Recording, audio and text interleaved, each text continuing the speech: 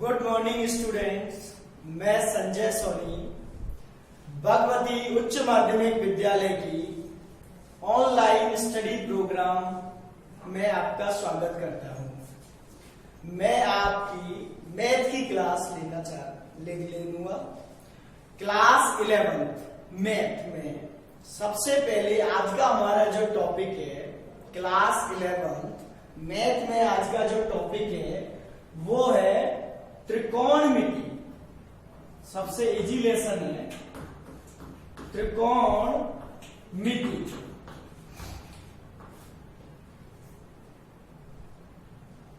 English में बोलते हैं ट्राइगोनोमेट्री।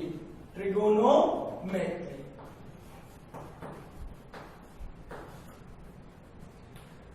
ये जो त्रिकोणमिति चैप्टर है ये काफी इंपोर्टेंट है। अपन ने 9th क्लास से पढ़ना स्टार्ट किया। 9th में पढ़ा, 10th में पढ़ा, अब 11th में और 12th तक पढ़ना है अपन को। काफी अब ये जो गणित की ब्रांच है, त्रिकोणमिति होता क्या है 10th में पढ़ा होगा। त्रिकोण प्लस मिति दो शब्दों से मिलकर बना है। त्रिकोण का मतलब होता है त्रिभुज और मिति का मतलब होता है भाई मापना। त्रिभुज को मापना, त्रिभुज को मापना ही त्रिकोणमिति है। या ऐसे बोले गणित की वह शाखा जिसमें हम समकोण त्रिभुज के कोणों और भुजाओं की गणना या अनुपातों का अध्ययन करते हैं। गणित की ऐसी शाखा जिसके अंतर्गत हम समकोण त्रिभुज की भुजाओं और कोणों के अध्ययन किया जाता है वो त्रिकोणमिति कहलाती है। तो इसमें आता है कोणों का अध्ययन। तो सबसे पहले अपन कोण से ही बात स्टार्ट कर रहे हैं आज की अपन की। आज का हमारा जो टॉपिक रहेगा वो केवल कोण रहेगा। कोण क्या होता है, मैं आपसे बोलूं कोण की परिभाषा दीजिए तो आप कोण की परिभाषा नहीं दे पाओगे। ऐसे बोलोगे दो लाइन के बीच में बनेगा, मतलब बना के दिखा सकते हो कोण, लेकिन बोलना बड़ा मुश्किल है कोण क्या होता है। तो कोण का सुनना, कोण क्या होता है, एक किरण का, ये किरण हो गई, दूसरी किरण पर झुकाव की जो माप होती है उसको अपन कोण कहते हैं।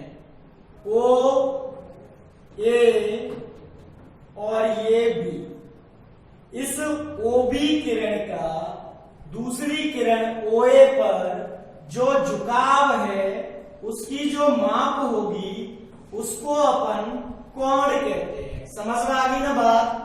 हाँ कि ना? ये प्रारंभिक रेखा, प्रारंभिक रेखा, और ये होती है घूर्णन रेखा, घूर्णन रेखा। और जहां प्रारंभिक रेखा और घूर्णन रेखा मिलती है उस बिंदु को अपन बोलते हैं शीर्ष। क्या बोलते हैं भाई? शीर्ष। ओ बिंदु शीर्ष हो गया, ओ ए मेरी प्रारंभिक रेखा हो गई, ओ बी मेरी घूर्णन रेखा हो गई। समझ में आ गई ना बात भाई?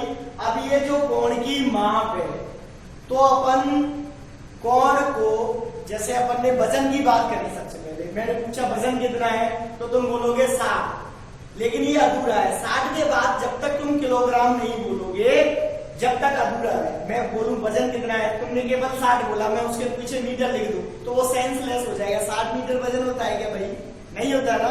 वजन तो 60 किलोग्राम होगा या 60 ग्राम होगा या मिलीग्राम होगा। किसी भी चीज का वजन जो होगा वो 60 किलोग्राम, 60 ग्राम, 60 मिलीग्राम या 60 क्विंटल, यानी जो पीछे लगा रहे हैं अपन वो क्या होता है?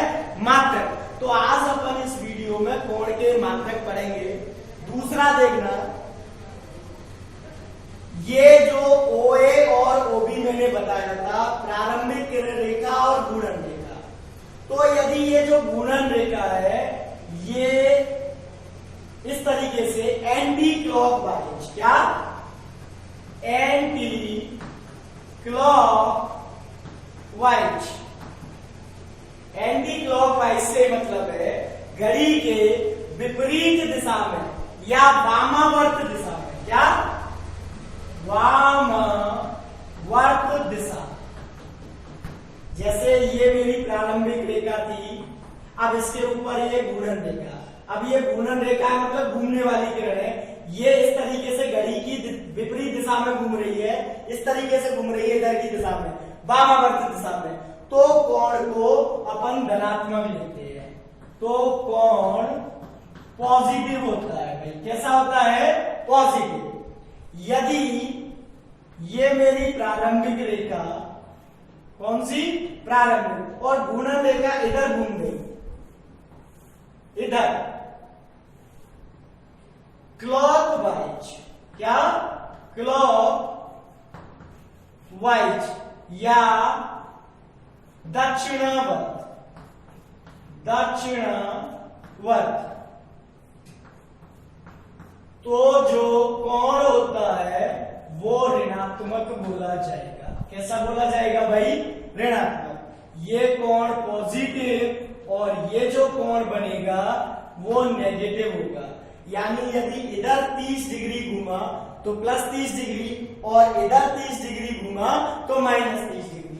अगर घूर्णन रेखा इस तरीके से घूमी घड़ी के विपरीत यो, तो प्लस के 30 डिग्री और इधर घूम गई तो माइनस के 30 डिग्री। घड़ी की दिशा में माइनस 30 डिग्री और घड़ी के विपरीत दिशा में प्लस 30 डिग्री।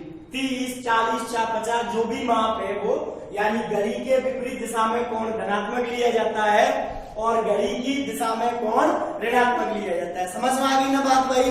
अब बात कर रहे थे अपन कोणों के मात्रक, कोणों के मात्रक।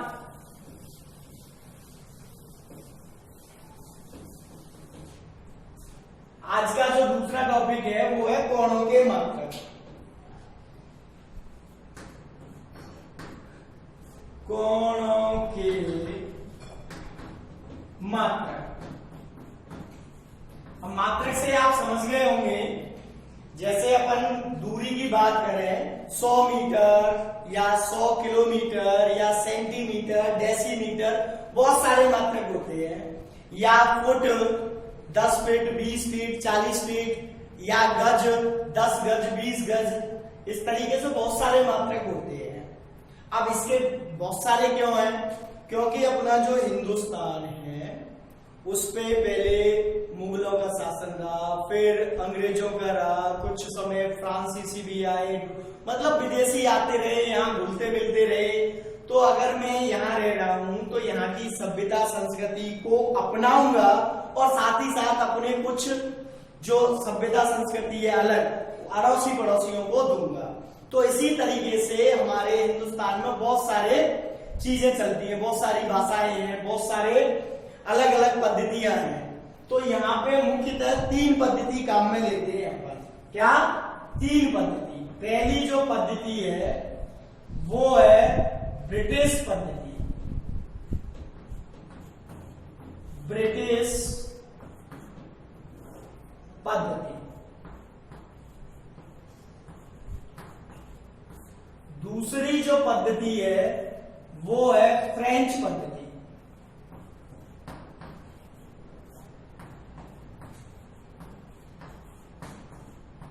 और तीसरी जो पद्धति है वो है भारतीय पद्धति।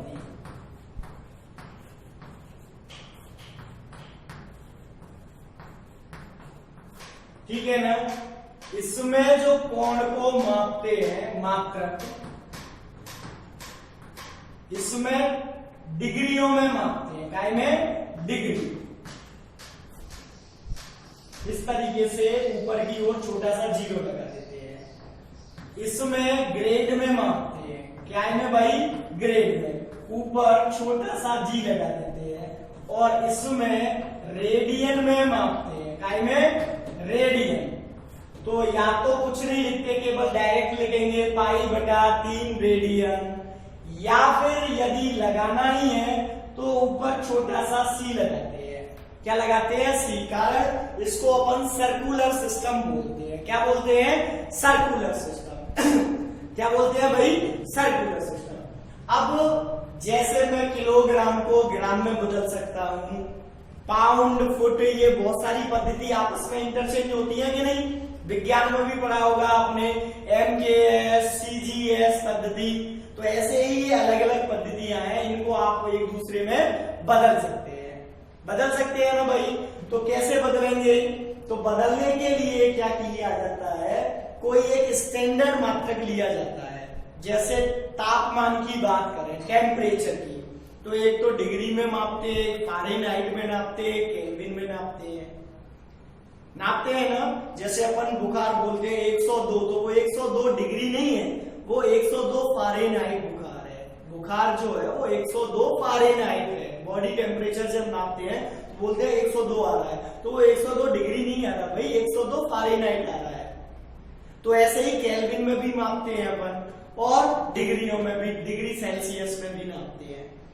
तो इन सबको कैसे नापते हैं कि अपन ने वाटर लिया था कि वाटर का जो जमाव बिंदु होता है, फ्रीजिंग पॉइंट, और जो वो होता है बॉइलिंग पॉइंट, यानी उबलने का जो बिंदु होता है, वो तो फिक्स रहेगा, चाहे ब्रिटेन में जाके उबाले या इंडिया में जाके उबाले। टेम्परेचर तो फिक्स है कि इतने टेम्परेचर जब पानी का हो जाएगा तो पानी उबलने लग जाएगा, या इतना टेम्परेचर हो जाएगा 0 डिग्री तो पानी जम जाएगा, 100 डिग्री में भाप पे बदल जाएगा और 0 डिग्री पे जम जाएगा। तो वो तो फिक्स रहेगा ना। बस उसको ये बीच का जो गैप आया, जैसे 100, 0 और 100, 0 पे जम गया, 100 पे उबल गया, तो बीच का जो गैप आया टेम्परेचर का, उस गैप को किसी पद्धति में कितने ही भागों में बांटा, किसी पद्धति में कितने ही भागों में बांटा। तो अपन यहाँ कोण की बात कर रहे थे, तो कोण के लिए जो स्टैंडर्ड लिया गया वो सर्कल लिया गया है। क्या लिया गया? सर्कल। अब चाहे ब्रिटिश आदमी सर्कल बनाए, या फ्रेंच आदमी सर्कल बनाए, या भारतीय आदमी सर्कल बनाए, वृत्त बनाए, वृत्त तो सब ऐसे ही बनेंगे, और पूरे वृत्त के द्वारा केंद्र में जो कोण बन रहा होगा वो सभी में समान बन रहा होगा, चाहे वृत्त छोटा बनाए या बड़ा बनाए। समझ में आ गई ना बात? तो वृत्त का जो कोण है वो बराबर है, केवल बोलने में फर्क आया। क्या आया?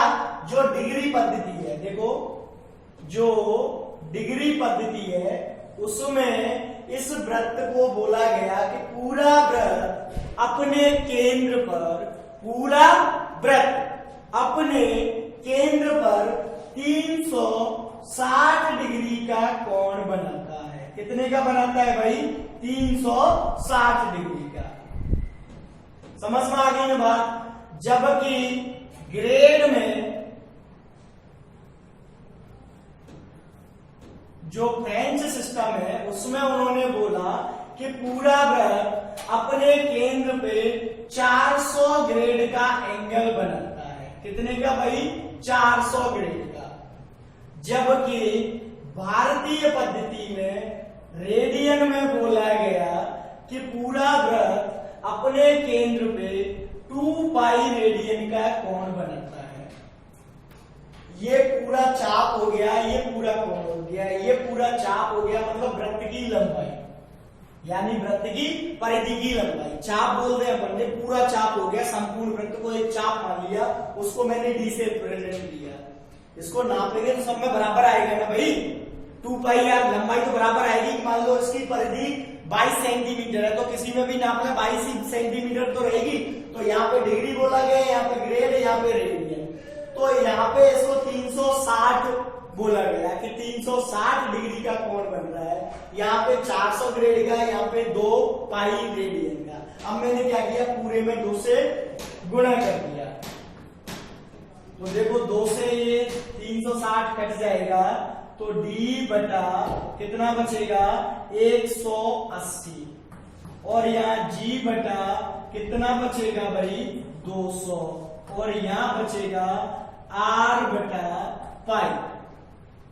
ये मेरा फॉर्मूला आ गया, जिसकी सहायता से मैं डिग्री से रेडियन, रेडियन से डिग्री, या डिग्री से ग्रेड, ग्रेड से डिग्री, या ग्रेड से रेडियन, रेडियन से ग्रेड में बदल सकता हूं। किस तरीके से बदल सकता हूं? देखो अभी तो पहले यहां देख लें, यहां इधर देखते हैं अपन। जैसे सवाल आएगा 30 डिग्री को रेडियन में बदलो, डिग्री को रेडियन में बदलो, तो पहला मैं उदाहरण ले रहा हूं, 1 डिग्री को रेडियन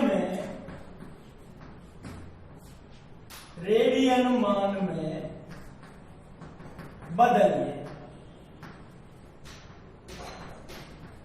तो देखें डिग्री रेडियन, ऐसे तो पढ़ ही लोगे ना आप लोग कि क्या क्या वर्ड आ रहा है, तो यहां से वही लेनी है डिग्री और रेडियन। मैंने लिखा d बटा 180 बराबर r बटा पाई।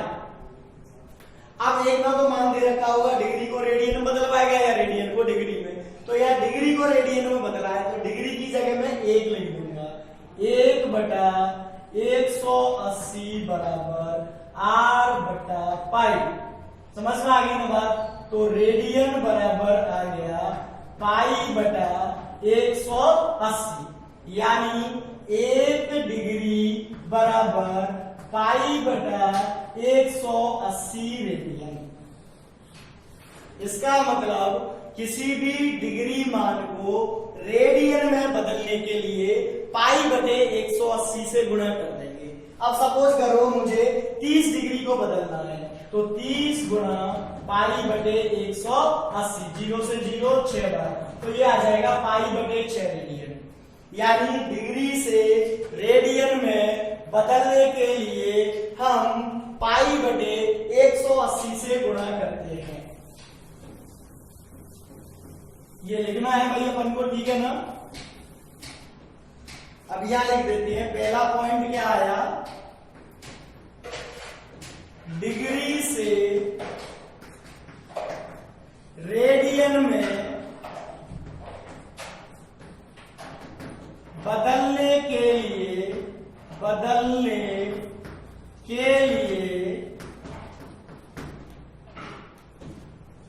पाई बटा 180 से गुणा करते हैं।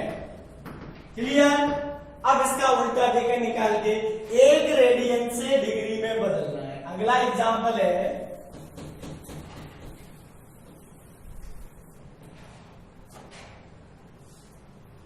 एग्जाम्पल दूसरा है, 1 रेडियन को डिग्री में बदलिए। तो देखो यहां वही फॉर्मूला लिखा, d बटा 180 r बटा पाई। अब मुझे रेडियन से डिग्री में बदलना है, तो रेडियन मान मतलब r दे रखा है, इसकी जगह 1 लिख दूंगा। तो d बटा 180 बराबर 1 बटा पाई, तो d बराबर आ जाएगा 180 बटा पाई, यानी 1 रेडियन बराबर 180 बटे पाई डिग्री। तो दूसरा पॉइंट आता है अपना, रेडियन से डिग्री में बदलने के लिए 180 बटा पाई से गुणा करते हैं। अब जैसे वजन की बात करते हैं तो ग्राम, किलोग्राम, तो ग्राम से छोटी भी यूनिट होती है मिलीग्राम, मिलीग्राम से भी माइक्रोग्राम, नैनोग्राम, पिकोग्राम। यानी हमें इस दुनिया में छोटे छोटे वजन नापने की भी जरूरत पड़ती है, जैसे इलेक्ट्रॉन का वेट नापना है, या और छोटी बहुत विषाणु है, जीवाणु है, बहुत सारे जीव जंतु हैं जिनके वेट नापने की जरूरत है, तो अपन माइक्रो, नैनो, पिको इनमें नापते हैं। छोटे मात्रक भी हैं, इनको अपन क्या बोलते हैं, छोटे मात्रक। तो ऐसे ही अपन अणुगतिकी में, जैसे केमिस्ट्री में अणु होते हैं, अणुओं के अंदर परमाणु होते हैं, तो उनके बीच के कोण अपन नापते हैं, उनके बीच के कोण अपन नापते हैं। जैसे अपन ने शायद पढ़ा होगा या आगे पढ़ेंगे, जो मेथेन होता है CH4, उसमें कार्बन और हाइड्रोजन परमाणु के बीच का कोण आता है, चतुष्फलकीय संरचना में उनके बीच का जो कोण आता है वो मिनटों में डिग्रियों में आता है 108 डिग्री 28 मिनट, कुछ लगभग ऐसे आता है, या हो सकता है 128 डिग्री 8 मिनट, कुछ मुझे याद नहीं है क्योंकि मैं मैथ पढ़ाता हूं, लेकिन जो भी है वो मिनटों में आता है, यानी बहुत सूक्ष्म कोण अपन को नापना है। तो इसका मतलब डिग्री से भी छोटे कोण होते होंगे। तो डिग्री से छोटे कोणों के लिए अपन ने क्या किया, उसको अपन यहां लिखेंगे, पहले समझ लें। डिग्री जो था वो ब्रिटिश सिस्टम था। क्या था भाई? ब्रिटिश सिस्टम, ब्रिटिश पद्धति। ब्रिटिश पद्धति में 1 डिग्री बराबर 60 मिनट, इसको अपन मिनट बोलते हैं। ये घड़ी वाली मिनट से अलग होती है। मिनट के ऊपर ऐसे 60 के ऊपर एक हल्का सा डैश लगा देते हैं, वो 60 मिनट हो जाता है। तथा 1 मिनट बराबर 60 सेकंड। अब ये कोण क्या था, जैसे मैंने 1 डिग्री का कोण बना लिया, लगभग ऐसा बन गया 1 डिग्री का, वैसे ज्यादा है ये, पर मान लिया ये 1 डिग्री का कोण है। कितने का है भाई? अब मैं इसके छोटे छोटे ऐसे 60 हिस्से कर दूं, दिखेंगे भाई नहीं मुझे तो उस एक हिस्से को 1 मिनट बोलेंगे, फिर उस मिनट वाले के भी 60 कर दूं तो उसको सेकंड बोलेंगे। ये माइक्रोस्कोप से देखने में आएगा। तो इस तरीके से ये सेकंड वाला जो कोण है काफी छोटा हो गया। समझ में आ गई ना भाई बात? 1 डिग्री बराबर 60 मिनट, 1 मिनट बराबर 60 सेकंड। अब दूसरा जो था फ्रेंच पद्धति, क्या था? फ्रेंच पद्धति, दूसरी फ्रेंच पद्धति थी। तो उसमें अपन ग्रेड में नापते थे, वहां पे 1 ग्रेड बराबर 100 मिनट ही इसमें बोलते थे। यह इसलिए दिक्कत थी। ये जो मिनट है वो ब्रिटिश पद्धति की है, ये जो मिनट है वो फ्रेंच पद्धति की है। और इस 1 मिनट में 100 सेकंड होते थे, 100 सेकंड। इनको यहाँ पे सेकंड बोला गया है। क्या बोला गया है भाई? 100 सेकंड। तो एक तो अपन को ये लिखना है और याद करना है। हमारे जो सिलेबस में वो ज्यादातर डिग्री और रेडियन में ही कोणों को मापा जाता है, या सवाल जो भी है वो डिग्री से रेडियन, रेडियन से डिग्री में बदलने के ज्यादा आते हैं बोर्ड में, ठीक है ना। आगे जितनी भी त्रिकोणमिति चलेगी सीनियर क्लास में और उससे भी आगे, तो वहां पे कोणों को अपन रेडियन में ही नापते हैं। π/3 रेडियन, π/4 रेडियन, 2π/3, π/12 रेडियन। वहां डिग्रियों का काम कम है। डिग्री 10th क्लास तक ही चलती है भाई। 11th हुआ, 12th हुआ और आगे अपन हायर एजुकेशन में जाएंगे तो जो कोण है वो रेडियन में ही नापते हैं। रेडियन जो है वो सर्वमान्य है, ठीक है ना। तो इसीलिए डिग्री से रेडियन और रेडियन से डिग्री आना ही चाहिए। अब अपन बात करें आगे। आगे क्या है कि सपोज करो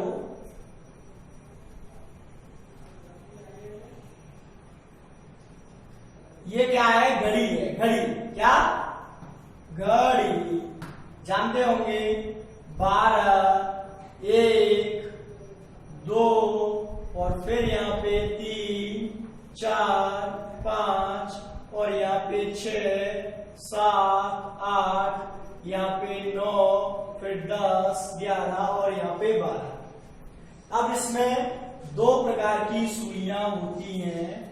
एक को तो बोला जाता है मिनट वाली सुई और एक को बोला जाता है घंटे वाली सुई। घंटे वाली सुई छोटी होती है और मिनट वाली सुई बड़ी होती है, पता है ना।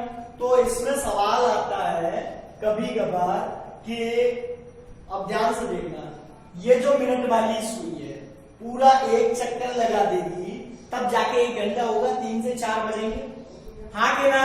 जैसे ये केबल यहाँ आई 1 पे घूम के, तो अब 3:05, फिर 3:10, फिर 15 मिनट, फिर 20 मिनट, 30 मिनट, 40, 50, ये पूरा घूम जाएगी तब जाके ही तो ये 4 बजेंगे।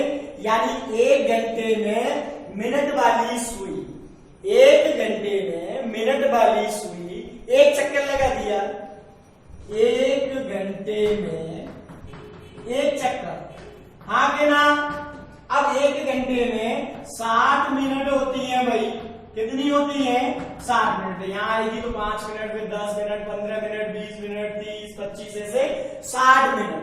तो 60 मिनट में पूरा एक चक्कर लगा रही है मिनट वाली सुई। तो एक चक्कर अपन जानते हैं कितने डिग्री का होता है? 360 डिग्री का। तो इसीलिए 1 मिनट में कितना घूम जाएगी? 6 डिग्री। तो एक ये लिखना है अपन को, क्या?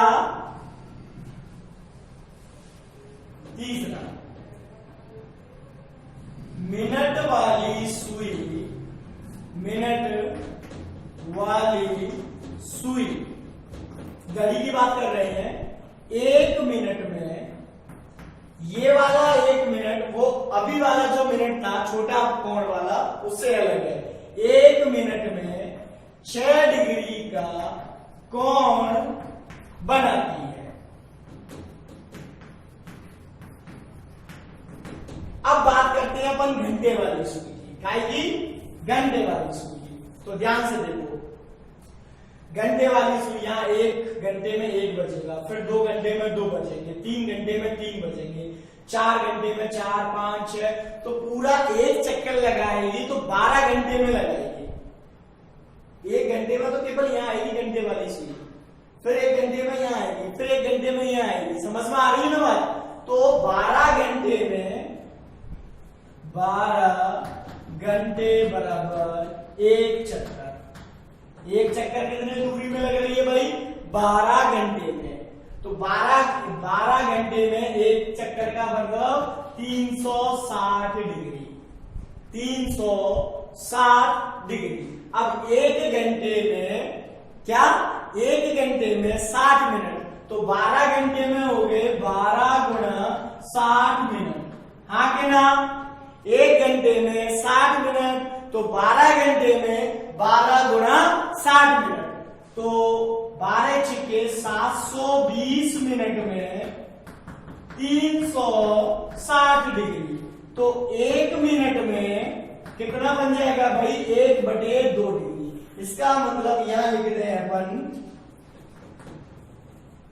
घंटे वाली सुई 1 मिनट में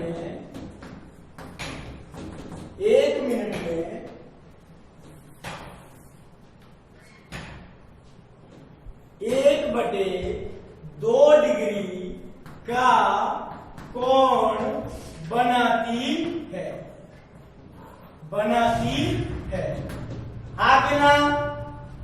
बोलो, क्लियर?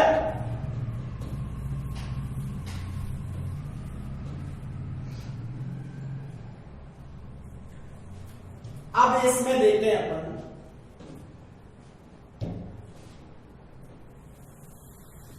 इंपोर्टेंट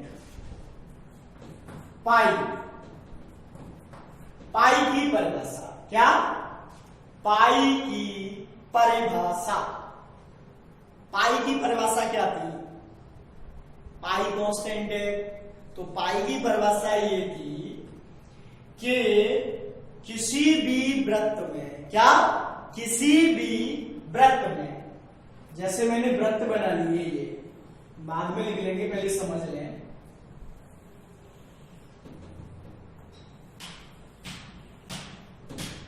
ये मैंने विभिन्न वृत्त बना लिए। इसका व्यास C1, इसका व्यास C2, इसका व्यास C3। व्यास तो जानते हैं ना, त्रिज्या का दुगना। और ये इसका क्या? सरकमफ्रेंस। इसको सॉरी D1 D2 लिख लें, D1 D2 D3।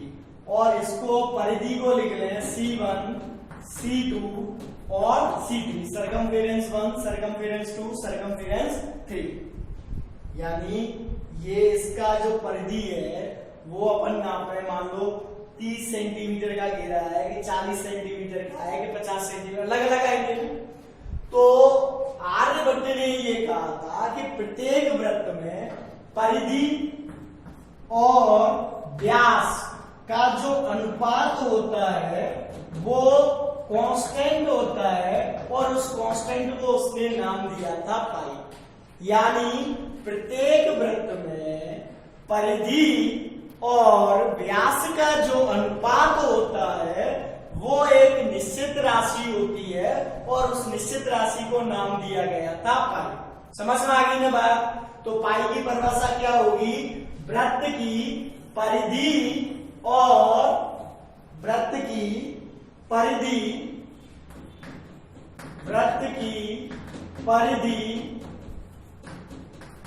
और व्यास का अनुपात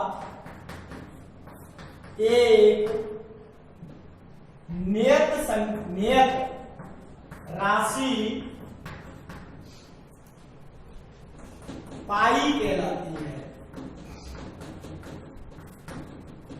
समझ में आ गई ना भाई बात? अब बात आती है एक रेडियन की। इसको लिख लें आप और याद करें। ये अपन ने 9th क्लास में पढ़ा था कि पाई अपरिमेय संख्या होती है और जो 22/7 होता है वो परिमेय होता है। तो यही कारण है कि जैसे अपन ने वृत्त की परिधि नापी और वृत्त का व्यास नापा, तो नापने में इन दोनों में से एक न एक अपरिमेय होता है। इसी कारण से पाई को अपरिमेय बोला जाता है। अब अपन की जो अगली डेफिनेशन है वो है एक रेडियन की। क्या की भाई? एक रेडियन। एक रेडियन की परिभाषा थी किसी वृत्त के त्रिज्या के बराबर लंबाई वाले चाप द्वारा वृत्त के केंद्र पर बना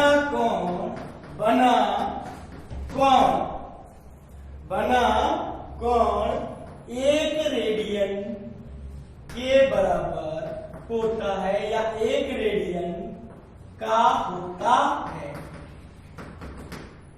जैसे ये वृत्त लिया,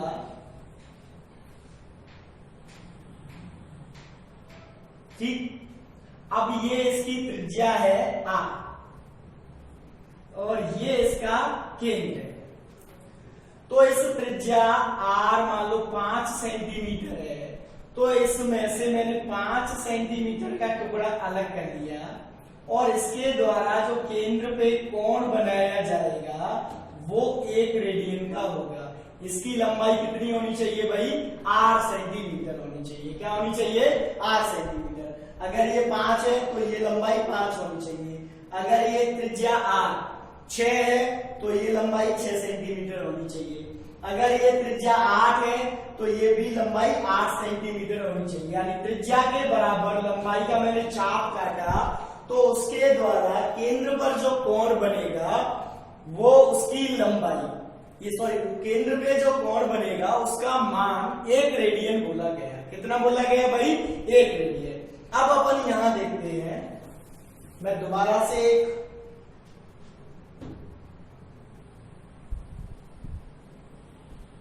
एक चित्र बना रहा हूं भाई, ठीक है। ये इसका केंद्र रहा। क्या रहा? केंद्र, ठीक। अब मैंने ये L लंबाई का चाप ले लिया। क्या ले लिया?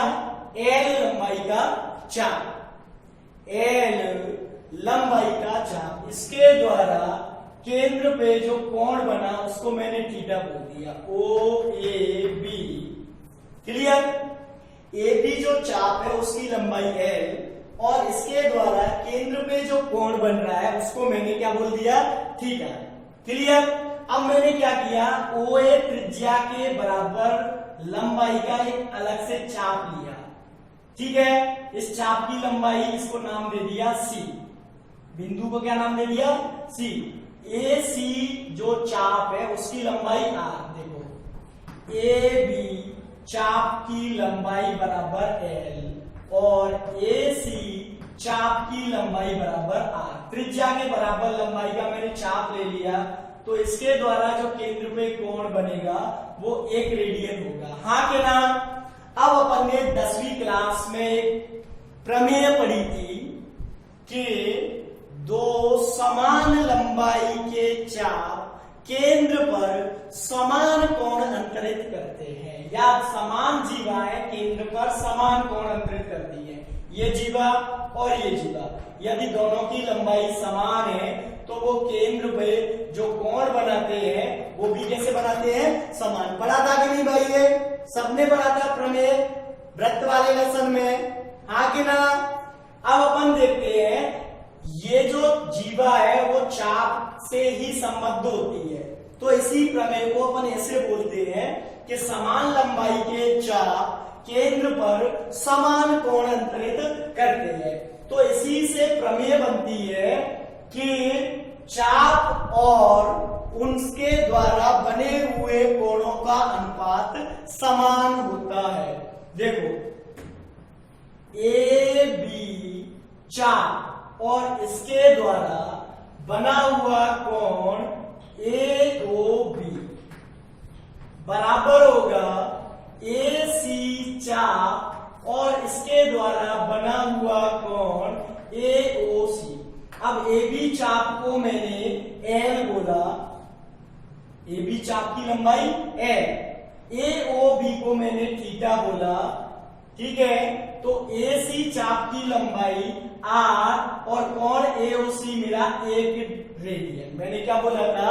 1 रेडियन। तो यहां से फॉर्मूला आता है निकल के एल बराबर आर थीटा। इसका मैंने क्या कर दिया? बद्री गुणा कर दिया, तो एल गुणा एल बराबर आर थीटा, जहां थीटा रेडियन में है। काय में है भाई? रेडियन में है, रेडियन में है। ध्यान रहे रेडियन में है थीटा। दोनों ही कोण काय में लिए हैं अपन ने? रेडियन में।